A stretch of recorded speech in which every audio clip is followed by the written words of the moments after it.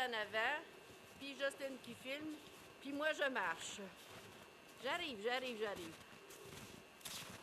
que ça va être ma fête bientôt?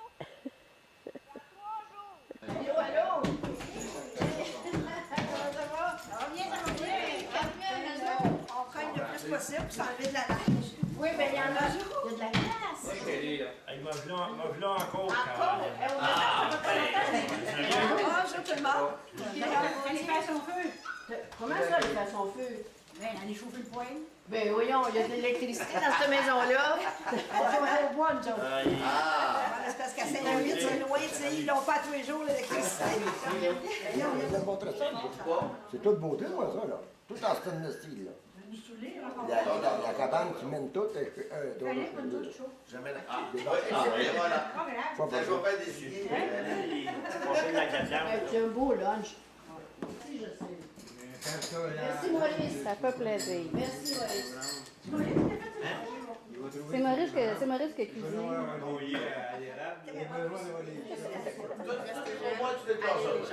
Ah, merci. Tu as choisi la carte. Moi, je trouvais que c'était pas mal. Les pensées étaient correctes. T'as mis 20 piastres, 30 piastres. Exact, fais des petits cadeaux.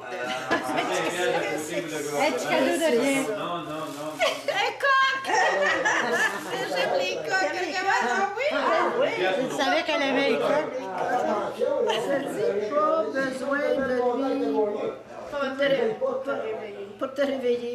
Bon matin. Il est cute, regardez-le. Je lui cherchais quelque chose en porcelaine ou quelque chose de cute. Mais là, il est en Mais plus. je ne l'ai pas trouvé. J'ai trouvé cette affaire-là. Il est cute comme ça. Franchement, je m'attendais pas d'être fêté tant que ça. Ça n'a pas de bon sens, c'est quasiment gênant. Bonne fête, Mado. Bonne fête, bonne fête. Bonne fête, Mado. Bravo! Je vais essayer de tout éteindre ça de même. Qui est capable? Ouais!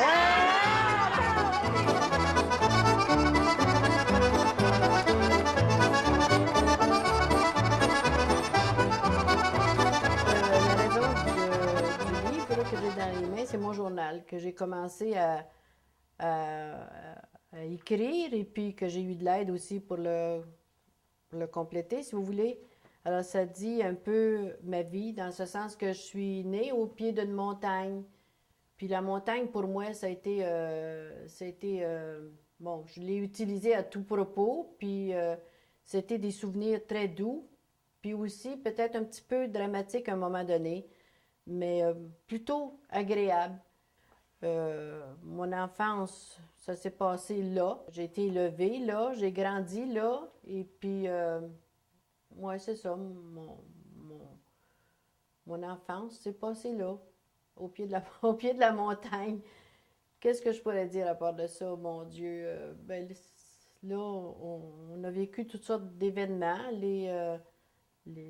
pas vraiment dramatiques, oui, il y en a eu un peu aussi, en rapport avec le décès de mon petit frère, qui avait 2 ans, qui est décédé dans les bras de mon père.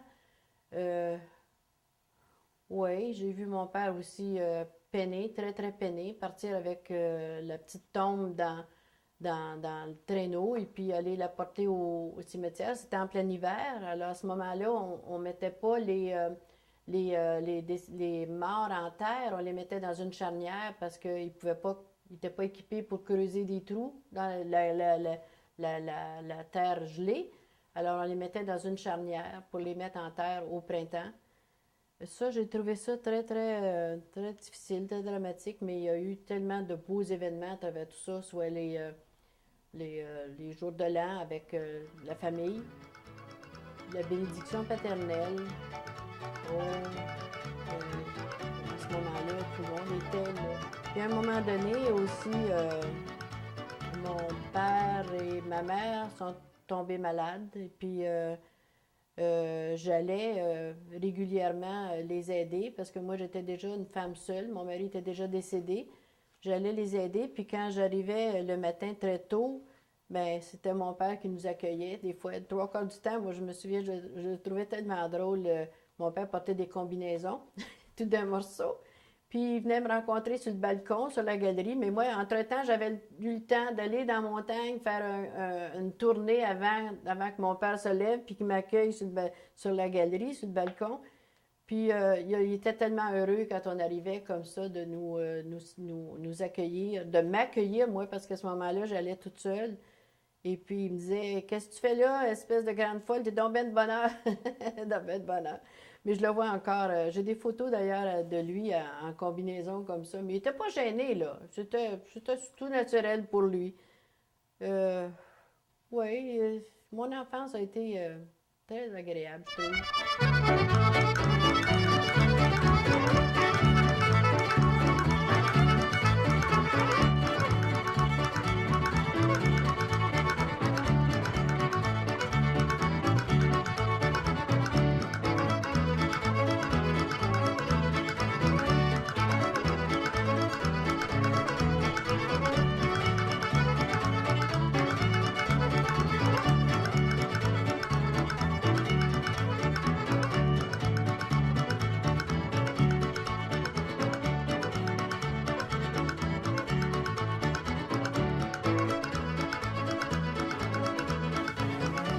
Alors, aussi, j'ai oublié de vous parler de ma mère qui avait énormément peur du tonnerre et des éclairs. Je la vois encore avec l'eau bénite, on appelle ça comme ça, l'eau bénite, qui aspergeait le balcon, la maison.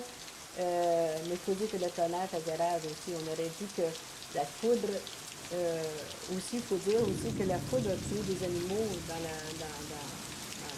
pacage, dans le champ. Alors, elle avait raison d'avoir peur, parce qu'il est arrivé des choses aussi avec la foudre. Et puis, on avait ce collet des protecteurs qui allaient jusque dans la terre, mais c'était pas suffisant. Quand il y avait de la foudre, c'est comme s'il y avait un fouet qui encerclait la montagne. Quand on se sentait serré, puis c'était assez inquiétant. Et ça, c'était les peurs de ma mère, le tonnerre, puis la foudre. Elle était vraiment inquiète. Il faut dire aussi que c'est arrivé que les voisins, les maisons ont pris feu avec la foudre. C'est pas pour rien qu'elle était inquiète. Sa protection, elle, c'était se promener avec l'eau bénite, puis asperger la maison et le balcon, et puis on nous faisait prier aussi. On faisait prier beaucoup. Ça, j'oublie d'en parler souvent. La prière, c'était le chapelet en famille, tous les soirs. Et oui, à genoux. Il ne fallait pas rire, il ne fallait pas jaser. Puis aussi, une autre affaire, puisqu'on parle de chapelet en famille, il y avait le mois de mai. Je me souviens qu'on avait 1 mille et demi à marcher pour aller à l'école. Puis on allait, bien sûr, après l'école à 4 heures, on allait à la maison. Mais après ça, on retournait au chapelet, refaisait le 1 mille et demi pour aller au chapelet, au mois de Marie. Ça s'appelait le mois de Marie, au coin, à l'école du coin. Puis là, c'était acquis des enfants qui allaient au mois de Marie, apportaient les plus belles fleurs, parce que ça commençait, les jardins commençaient à fleurir. C'était une compétition entre les enfants, qui est-ce qui apportait les plus belles fleurs pour garnir la Sainte Vierge, la statue de la Sainte Vierge. Ah, regardons ça, ça me revient. Alors, oui, c'est ça. Puis, oui, marcher, on a marché. Oui, vraiment. Oui, puis, puis une autre affaire aussi, quand on revenait de l'école au mois de mai, comme ça, on revenait nu-pieds. Ah oui, on revenait nu-pieds parce qu'on avait tellement hâte d'enlever nos petits mousus de rubber, là, qu'on appelait dans le temps. On n'était pas bien chaussés non plus, hein? Alors, on avait hâte de les enlever. Puis normalement, on revenait de l'école à pied quand il faisait assez chaud, là. Ça ne durait pas à pied, nu-pieds. C'est ça. On enlevait nos chaussures, puis on revenait à la maison nu-pieds. Oui, ça, c'est des souvenirs assez doux quand même, ça, je trouve. Malgré tout, là, ça a l'air cruel pour vous autres d'entendre ça, là, qu'on revenait à l'école de Nu-Pied, parce que c'était dans les chemins de terre, là, avec de la petite roche et des affaires comme ça. Mais on devait être endurcis, je sais pas. Puis, oh mon Dieu, puisqu'on parle de Nu-Pied, on allait aux framboises, on allait aux bleuets, c'est sûr et certain. Puis là encore, des fois, on allait nu-pied parce on se blessait, on se faisait mal. Mais d'autres tantôt, on portait des galoches, n'importe quoi, là, pourvu qu'on ait un peu de couverture, un peu de protection. Mais ça, c'est encore une affaire, les framboises, les bleuets, les fraises, les petites fraises. On manquait jamais de fruits, de confiture, mais parce qu'il fallait aller les chercher. Il fallait les ramasser. Les framboises, les bleuets, les petites fraises. Il fallait les ramasser. Et ça, c'était pas toujours drôle parce que ça coïncidait avec les mouches noires puis avec les maringouins. Mais on avait besoin de ces petits fruits-là. Ma mère faisait des confitures. Et non seulement des confitures, des pâtés aux fraises et aux framboises et aux bleuets avec de la crème parce qu'on manquait jamais de crème. On avait les vaches, puis on écrémait. On avait ce qu'il fallait, l'outil qu'il fallait pour séparer la crème du lait. Et puis on avait toujours des gros pots de vraie crème, là. Crème, pas de la 35%, ça aurait dû être de la 50 et 75%. Alors ça, c'était bon, avec les pâtés aux framboises, les pâtés aux bleuets que maman faisait. Puis le bon Dieu fait bien les choses aussi parce que ça commence par les petites fraises de champ. Après ça, c'est les framboises. Puis après, c'est les bleuets. Mais ils ne sont jamais tout ensemble. C'est un après l'autre. Qui occupait les enfants pendant les vacances d'été. C'est ça. Ouais. Ben ça, c'était des bons souvenirs parce que quand on arrivait avec les framboises, ben, maman nous faisait un pâté pour le souper, par exemple. Un bon pâté chaud avec de la crème. C'était pas mal bon. C'était même très bon.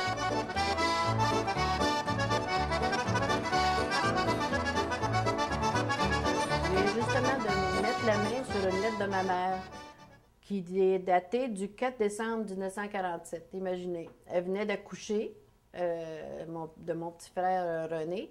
Et moi, j'étais enceinte aussi de mon fils Gilles.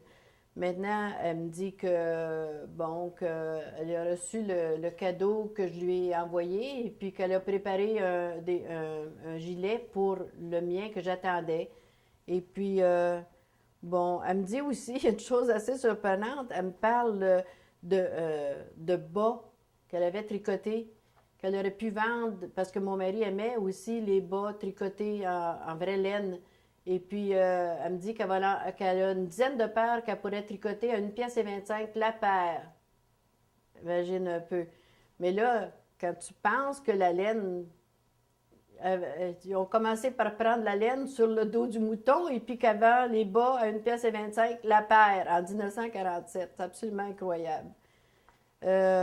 Aussi, elle me parle aussi sur la même lettre de chemin. Elle dit, si les chemins sont ouverts, parce que nous, on avait des voitures à Montréal, mais les chemins à cet endroit-là, à la campagne, c'était pas ouvert l'hiver. C'était juste tapé avec une espèce de rouleau. On ne pouvait pas, s'il y avait des tempêtes ou quelque chose comme ça, on ne pouvait pas aller chez mes parents en hiver. Alors, elle me dit, dans cette même lettre-là, si les chemins sont ouverts, bien, vous pourriez venir au jour de l'an, puis je remettrai le gilet que j'ai tricoté pour toi, pour le petit bébé que tu attends. Alors, puis ma mère venait d'accoucher. C'est ça. C'est assez impressionnant comme... tu sais, quand on y repense, là, avec la vie d'aujourd'hui, là, c'est assez impressionnant. Puis, qu'est-ce que je pourrais... Ah, ça, c'est vraiment, là, je l'ai encore, la lettre, hein? Je l'ai gardée comme quelque chose de très précieux. Puis à travers tout ça, bien, mon père, qui était toujours mon père, très heureux, très content de nous avoir aussi. Puis au jour de l'an, justement, que maman parle sur cette lettre-là, c'était la bénédiction paternelle que je vous parlais de tout à l'heure. Et puis, quelque chose de bien particulier aussi, mon père était toujours collé sur ma mère. On avait les parties du jour de l'an, les enfants pourraient vous le dire maintenant, mon père était toujours à côté de ma mère. Et puis aussi, c'était la fête du petit blanc. Mon père préparait le petit blanc. Je pense que je ne sais pas trop les proportions. Et il achetait l'alcool 90%, je pense, dans le temps. Puis il la diluait avec de l'eau bouillie pour faire du petit blanc. Tout le monde avait bien du fun avec ça au jour de l'an. Alors, c'était quand même des bons moments. Puis il y a bien des choses que j'ai oublié de vous dire aussi. Le défrichage. Toi, on revient en arrière peut-être, là. Ça, c'est des choses que mon père aimait aussi. Faire la terre neuve, qu'il appelait.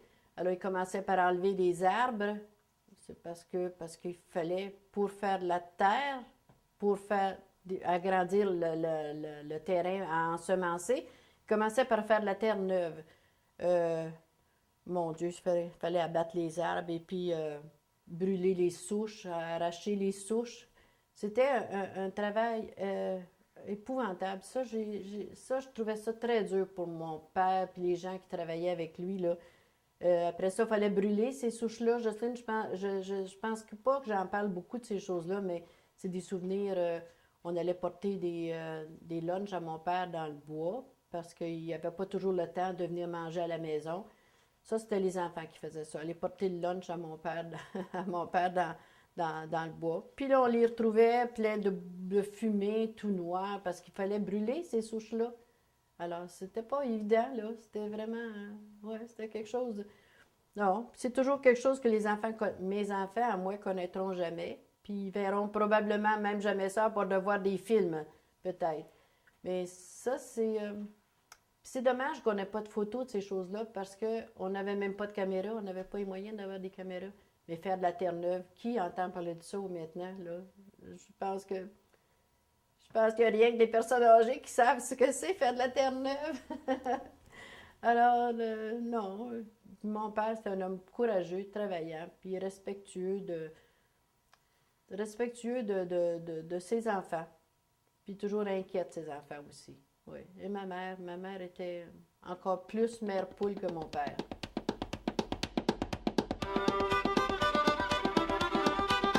On parlait de ma mère tout à l'heure. Je me souviens aussi d'avoir vu ma mère inquiète parce que à l'automne, les animaux allaient librement dans les champs.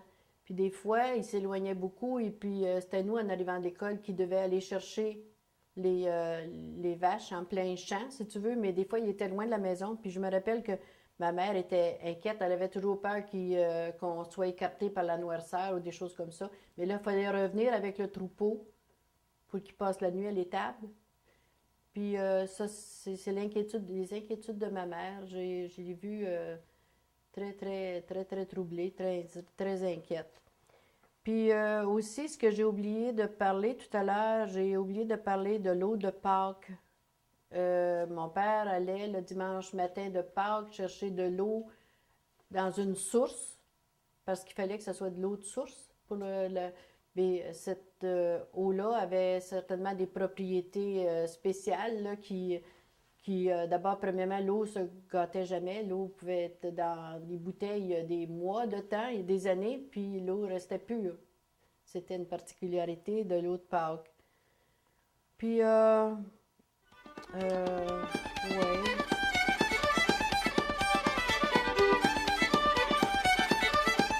Oh, la montagne, ça, j'ai toujours aimé la montagne. C'était notre point d'observatoire, premièrement. Je me souviens qu'à un moment donné, si mon père était en retard du village, par exemple, parce qu'il allait au village avec les chevaux, puis s'il était en retard du village, maman disait « Allez donc voir en haut de la montagne pour voir si votre père s'en vient. » Tu sais, là, du village, elle était inquiète. Et puis, c'était l'observatoire, vraiment, c'était l'observatoire. On voyait loin du haut de la montagne. Puis aussi, cette montagne-là, j'en ai rêvé dans toutes sortes de façons. Oui. J'ai souvent rêvé un château au top de la montagne. Puis mon frère, le plus vieux, a toujours dit « Un jour, j'aurai une maison en haut d'une montagne. » Il est décédé bien avant. Mais puis aussi, cette fameuse montagne, je l'ai vue avec le château en haut de la montagne, puis aussi en escalade d'eau. La montagne était comme une chute. Puis un autre tantôt aussi, ça a été témoin de... C'est-à-dire, je me rappelle d'un rêve que j'ai fait, parce que je n'ai jamais oublié, un avion, parce qu'il y avait très peu d'avions à ce moment-là, ces années-là. Un avion s'est écrasé sur le flanc de la montagne et a pris feu. Puis quelques semaines après, notre maison a flambé. Une drôle de coïncidence, mais ça m'a toujours fasciné. Mais comment ça se fait que j'ai rêvé à ça, puis que c'est arrivé une catastrophe avec la maison? Alors, c'est puis une autre affaire aussi que j'ai oublié de vous parler, puis que je vois dans mon aide-mémoire ici, là, le fanal. Mon père allait à l'étable tous les soirs avec le fanal et le chien sur les talons pour voir les animaux, si tout était correct pour la nuit. Ça, c'est resté un souvenir. Puis je me souviens, à un moment donné, beaucoup d'années plus tard, j'étais dans Charlevoix, puis j'ai vu une peinture, je ne sais pas si vous pouvez... Oh non, vous ne la voyez pas d'ici, là. Une peinture avec la maison illuminée, avec un monsieur qui s'en va dans le chemin avec le chien sur les talons et le fanal dans les mains. Ça, c'est un peu extraordinaire aussi. C'est des choses... Puis je me suis demandé longtemps après comment... c'est-à-dire que j'ai compris longtemps après pourquoi que cette peinture-là m'avait fascinée. C'est à cause que je l'ai vécue toute mon enfance. Mais au moment où je l'ai achetée, j'ai pas réalisé que c'était c'était moi quand j'étais enfant, ce que je voyais. C'est drôle la vie, ce que ça nous réserve, hein? Alors, moi, c'est ça. C'est un petit peu spécial. C'est un petit peu spécial.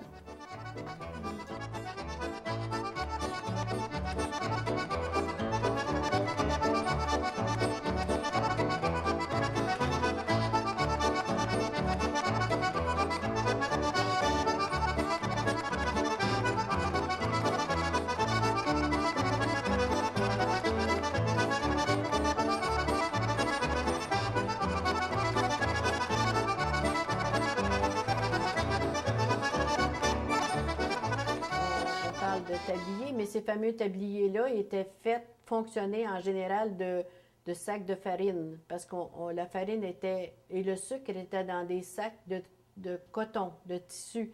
Alors, ces sacs de coton-là ont servi à tout propos, dans ce sens, pour les tabliers de ma mère, puis même pour nous faire des robes à nous aussi.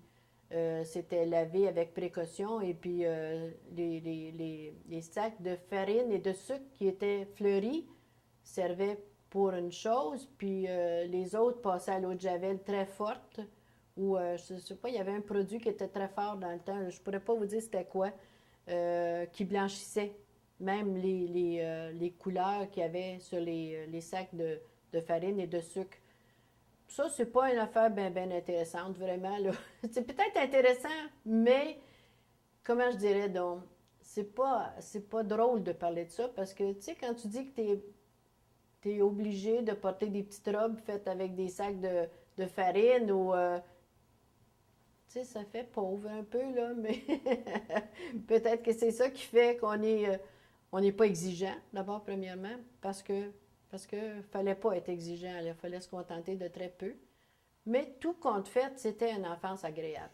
Qui était fait de ces sacs-là a servi à toutes sortes de choses. Moucher mes petits frères, ramasser les œufs, ramasser les petits poussins qui étaient malades, enfin, le tablier, ça servait à tout, même pour les poussetter, quand la visite arrivait imprévue ou inattendue, le tablier a servi à tout. Sortir les chaudrons du fourneau, le tablier. Il fallait qu'il y ait un tablier. Ma mère avait toujours un tablier, toujours un tablier. J'ai des souvenirs d'elle, justement, avec toujours... Puis, je sais pas pourquoi, j'ai pas de photos de ma mère avec des tabliers, mais pourtant... Oui, je dois en avoir en quelque part des photos de ma mère avec des tabliers. Ça se peut pas, parce qu'elle avait toujours un tablier qui servait à tout. D'abord, à protéger ses vêtements d'en dessous, et puis pour toutes sortes d'occasions. Alors, le tablier, c'était indispensable. Le quêteux, oui. Au temps des fraises et des framboises et des bleuets, souvent on avait un quêteux. il faisait des maisons comme ça, puis là où il était accueilli, il pouvait passer 1 semaine, 2 semaines. Mais le quêteux qu'on avait chez nous, c'était un quêteux pas mal spécial. Il ramassait les fraises, les framboises, les bleuets. Je peux pas dire qu'il aidait. Moi, sur la ferme, il faisait des petites affaires, mais c'était plutôt un bon quêteux.